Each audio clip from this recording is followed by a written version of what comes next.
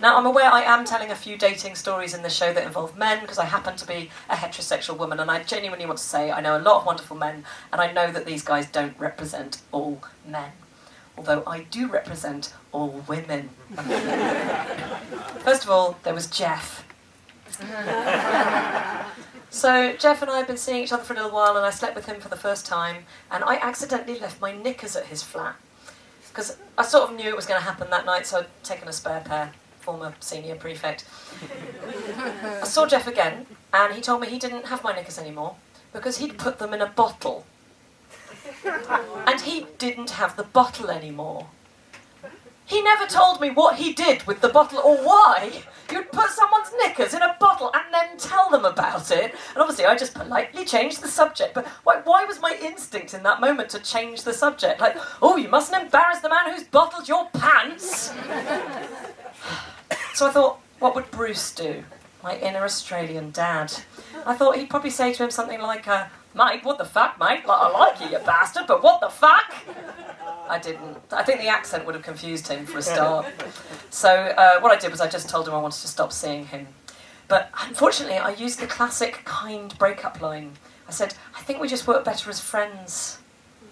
I should have said, I think we just work better as people who don't know each other. The next one was Brian. So Brian and I met through mutual friends, and we started going for lots of dinners together, and I didn't know if we were just becoming friends or if it was going to be a thing. But apart from that, Brian was an open book. He was very, very direct and very into just defying social conventions. So like on one of these dinners, he said to me, just for fun, next time you go around to a friend's place, why don't you just stand in like a really weird place to stand in their house and see how they react? It's an odd thing to suggest, isn't it? Well, madam, where would be a weird place to stand in somebody's house? Kitchen. Oh, that's properly weird. Like standing up on the... Yeah, I like that. I think I said just inside the front door, but yours... That's the best one yet. So that gives you an idea of this guy. And I thought, well, if he could be like that, then I can just be really direct with him. So I thought, I'll start by telling him what I think of this street food market he's brought me to this evening. I said, don't like it. Not that into street food, Brian. I don't think putting the word street on the front of something makes it cooler. Just means they haven't bothered to provide a building. Don't go, oh, let's go down to the latest street dentist. Marvellous. They take your teeth out with disposable cutlery.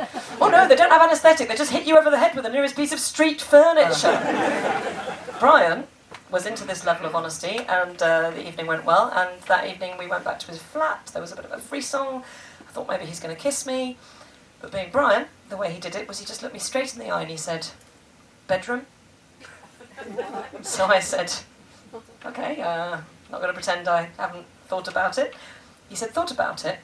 I said, yeah, I've thought about having sex with you, Brian. I would like to have sex with you, Brian. Brian said, bedroom would be a weird place to stand in somebody's house. Oh my God, the shame. Oh, this is literally what I did, right, guys? I went and stood behind his curtains. Which, ironically, is a very weird place to stand in somebody's house.